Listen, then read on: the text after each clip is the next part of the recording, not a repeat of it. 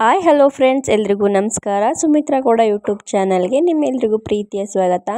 ಇವತ್ತಿನ ವಿಡಿಯೋದಲ್ಲಿ ಯಾರಾದರೂ ಮಂತ್ರಾಲಯಕ್ಕೆ ಹೋಗಬೇಕು ಬಸ್ಸಲ್ಲಿ ಅಥವಾ ಟ್ರೈನಲ್ಲಿ ಅಂತ ಹೇಳಿದ್ರೆ ಈ ವಿಡಿಯೋ ಅವರಿಗೆ ತುಂಬಾ ಯೂಸ್ಫುಲ್ ಆಗುತ್ತೆ. ನಾವು ಯಾವ ರೀತಿ ಮಂತ್ರಾಲಯಕ್ಕೆ ಹೋದ್ವಿ ಅನ್ನೋದನ್ನ ಸಂಪೂರ್ಣವಾಗಿ ಈ ವಿಡಿಯೋದಲ್ಲಿ ತಿಳಿಸ್ಕೊಡ್ತೀನಿ. ಮಂತ್ರಾಲಯಕ್ಕೆ ಯಶವಂತಪುರದಿಂದ 8:15 ಅಥವಾ 8:45ಗೆ ಒಂದಿದೆ.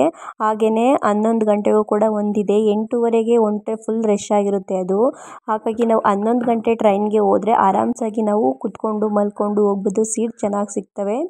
ಹಾಗೆಯೇ ಯಶವಂತಪುರದಿಂದನೇ ರೈಲು ಸ್ಟಾರ್ಟ್ ಆಗೋದ್ರಿಂದ 1 ಅವರ್ ಮುಂಚೆನೇ ಬಂದು ನಿಂತಿರುತ್ತೆ ರೈಲು.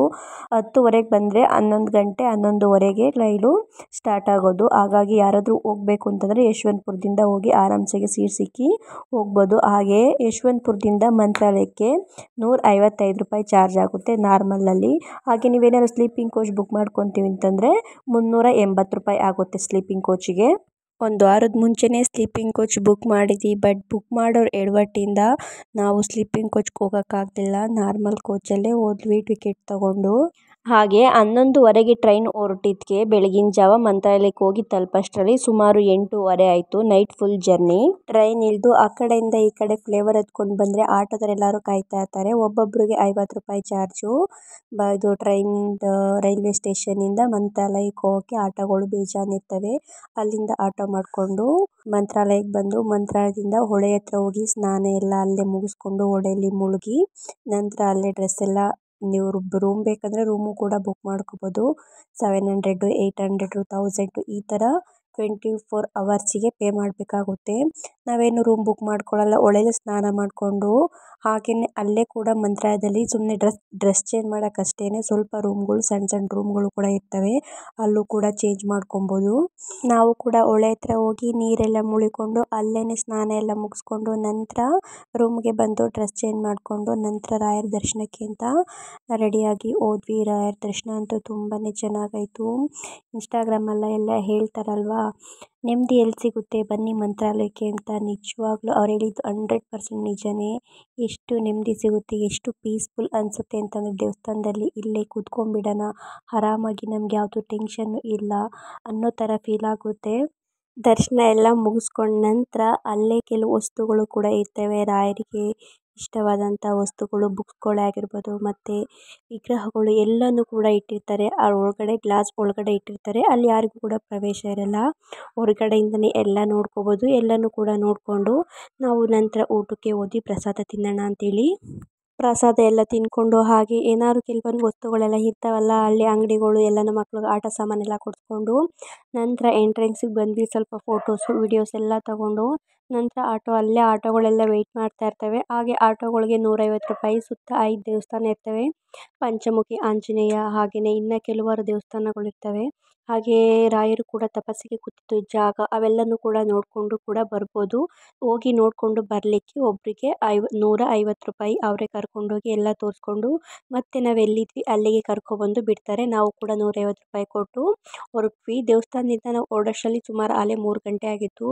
3 ಗಂಟೆ ಮೇಲೇ ನಾವು ಸುತ್ತ ದೇವಸ್ಥಾನಗಳು ನೋಡ್ಕೊಬರೋಣ ಅಂತೇಳಿ ಹೊಂಟ್ವಿ. ಮೊದಲಿಗೆ ಪಂಚಮುಖಿ ಆಂಜನೇಯನ ದೇವಸ್ಥಾನ ನೋಡ್ಕೊಂಡ್ವಿ.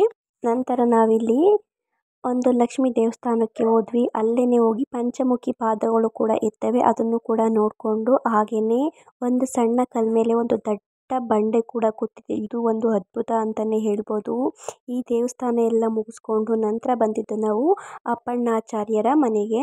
ಅಪ್ಪಣ್ಣಾಚಾರ್ಯರ ಮನೆಯಲ್ಲಿ ರಾಘವೇಂದ್ರ ಸ್ವಾಮಿಗಳು ಧ್ಯಾನಕ್ಕೆ ಕೂತಿದ್ದ ಸ್ಥಳನೂ ಕೂಡ ನೋಡ್ಬೋದು. ಹಾಗೆ ಅಲ್ಲಿ ಕೆಲವೊಂದು ವಸ್ತುಗಳು ಕೂಡ ಇದ್ದು ಅವನ್ನೆಲ್ಲ ನೋಡಿಕೊಂಡು ಹಾಗೆ ಅಲ್ಲಿ ಕಾಯಿನೂ ಕೂಡ ಕಟ್ತಿದ್ರು. ಏನಾದರೂ ಮಕ್ಕಳಾಗದೇ ಇರೋರಿಗೆ ಮಕ್ಕಳಾಗ್ತವೆ, ಏನಾದರೂ ಕೆಲಸ ಆಗದೇ ಇದ್ದರೆ ಕೆಲಸ ಆಗುತ್ತೆ ಅನ್ನೋದು ಒಂದು ನಂಬಿಕೆ. ಹಾಗೆ ಕೆಲವೊಂದು ಹತ್ರ ಹೋದವು ಕೂಡ ಕೆಲವೊಬ್ಬರು ಅದ್ರ ಬಗ್ಗೆ ಇಂಟ್ರೊಡಕ್ಷನ್ ಕೊಡೋಕ್ಕೆ ಕೂಡ ಕೂತಿರ್ತಾರೆ. ಅದನ್ನೆಲ್ಲ ನೋಡ್ಕೊಂಡು ಬಂದ್ವಿ. ಹಾಗೆಯೇ ರಾಘವೇಂದ್ರ ಸ್ವಾಮಿಗಳು ಧ್ಯಾನಕ್ಕೆ ಕೂತಿದ್ದ ಸ್ಥಳದಲ್ಲಿ ಕಾಯಿನು ಕಾಸು ಎಲ್ಲನೂ ಕೂಡ ಹಾಕ್ತಿದ್ರು. ಇವನ್ ಎಲ್ಲ ನೋಡಿಕೊಂಡು ನಂತರ ಬಂದಿದ್ದೆ ನಾವು ಏಕಶಿಲಾ ಬೃಂದಾವನಕ್ಕೆ. ಈ ಕ್ಷೇತ್ರ ಬಂದು ತುಂಗಭದ್ರಾ ನದಿಯ ದಂಡೆ ಮೇಲೆ ರಾಯರ ಏಕಶಿಲಾ ಬೃಂದಾವನವಿದೆ. ಈ ಹಿಂದೆ ರಾಯರ ಗುರುಗಳಾದ ಅಪ್ಪಣ್ಣಾಚಾರ್ಯರು ತನ್ನ ಶಿಷ್ಯರಿಗೋಸ್ಕರ ಊರಿಗೆ ಹೋಗಿ ಭಿಕ್ಷಾಟನೆ ಮಾಡಿ ಅಲ್ಲಿಂದ ಸಿಕ್ಕ ಅಕ್ಕಿಯನ್ನು ತಂದು ಈ ಹರಳಿ ಮರದ ಕೆಳಗೆ ಕಟ್ಟಿ ಇಟ್ಟಿದ್ರೆ ಅದು ಅನ್ನ ಆಗ್ತಿತ್ತಂತೆ. ಹಾಗೆ ಇಲ್ಲಿನ ತುಂಗಭದ್ರಾ ನದಿಯ ಬಗ್ಗೆ ಅನೇಕ ಮಹತ್ವವಾದ ವಿಷಯ ಕೂಡ ಇದೆ. ರಾಯರು ಮಂತ್ರಾಲಯದಲ್ಲಿ ಬೃಂದಾವನಸ್ಥರಾಗುವ ವಿಷಯ ಅಪ್ಪಣ್ಣಾಚಾರ್ಯರಿಗೆ ಕೊನೆಯ ಕ್ಷಣದಲ್ಲಿ ತಿಳಿದಂತೆ. ಆಗ ತುಂಬಿ ಹರಿತಿದ್ದ ತುಂಗಾಭದ್ರೆ ಅಪ್ಪಣ್ಣಾಚಾರ್ಯರಿಗೆ ದಾರಿ ಮಾಡಿಕೊಟ್ಲಂತೆ. ಹಾಗೆ ಇಲ್ಲಿ ಕೆಲವೊಬ್ರು ಕಲ್ಲನ್ನು ಕೂಡ ಜೋಡಿಸ್ತಾರೆ. ಮನಸ್ಸಲ್ಲಿ ಏನಾದರೂ ಅಂದ್ಕೊಂಡು ಕಲ್ಲು ಜೋಡಿಸಿದ್ರೆ ಕಲ್ಲು ನಿಂತ್ಕೊಂಡ್ರೆ ನಾವು ಅಂದ್ಕೊಂಡಿದ್ದು ಆಗುತ್ತೆ ಅನ್ನೋದು ಒಂದು ನಂಬಿಕೆ ಕೂಡ ಇರುತ್ತೆ. ಹಾಗೆ ತುಂಗಭದ್ರಾ ನದಿ ಹತ್ರನೇ ಒಂದು ಬಿಚ್ಚಾಲಮ್ಮ ಅನ್ನೋ ದೇವಸ್ಥಾನ ಇದೆ. ಈ ದೇವಸ್ಥಾನವನ್ನು ಬಾಳೆಹಣ್ಣು ಮತ್ತು ಬೆಲ್ಲದಿಂದ ಕೂಡ ಕಟ್ಟಿದಾರಂತೆ. ಅದನ್ನೆಲ್ಲ ನೋಡಿಕೊಂಡು ನಾವು ಬಂದಿದ್ದು ನೆಕ್ಸ್ಟ್ ಮಂತ್ರಾಲಯ ಬಸ್ ಸ್ಟ್ಯಾಂಡ್ಗೆ. ಮಂತ್ರಾಲಯ ಬಸ್ ಸ್ಟ್ಯಾಂಡಿಂದ ರಾಯಚೂರಿಗೆ ಬಸ್ ಇದೆ. ಬಸ್ಸಲ್ಲಿ ನಾವು ರಾಯಚೂರಿಗೆ ಬಂದು ರಾಯಚೂರಿಂದ ಸಾಯಂಕಾಲ 7 ಗಂಟೆಗೆ ಒಂದು ಬೆಂಗಳೂರಿಗೆ ಬಸ್ ಇದೆ. 7 ಗಂಟೆಗೆ ಹತ್ತಿದ್ರೆ ಬೆಳಗಿನ ಜಾವ 8 ಗಂಟೆಗೆ ತಂದು ಮೆಜೆಸ್ಟಿಕಲ್ಲಿ ಇಳಿಸ್ತಾರೆ. ಟ್ರೈನಲ್ಲಿ ಏನಾದರೂ ಬರ್ತೀವಿ ಅಂತಂದರೆ ಟ್ರೈನ್ ಎಲ್ಲ ಫುಲ್ ರಶ್ ಆಗಿರುತ್ತೆ. ಹೈದರಾಬಾದು ಮುಂಬೈಯಿಂದ ಬರೋದ್ರಿಂದ ಸೀಟ್ ಸಿಕ್ಕಲ್ಲ, ಮೊದಲೇ ಬುಕ್ ಮಾಡ್ಕೊಬೇಕು. ಟ್ರೈನ್ ಬುಕ್ ಮಾಡಲಿಕ್ಕೆ ಸೀಟ್ ಸಿಗಲಿಲ್ಲ ನಮಗೆ, ಹಾಗಾಗಿ ನಾವು ಟ್ರೈನ್ ಬುಕ್ ಮಾಡಲಿಕ್ಕೆ ಆಗಲಿಲ್ಲ.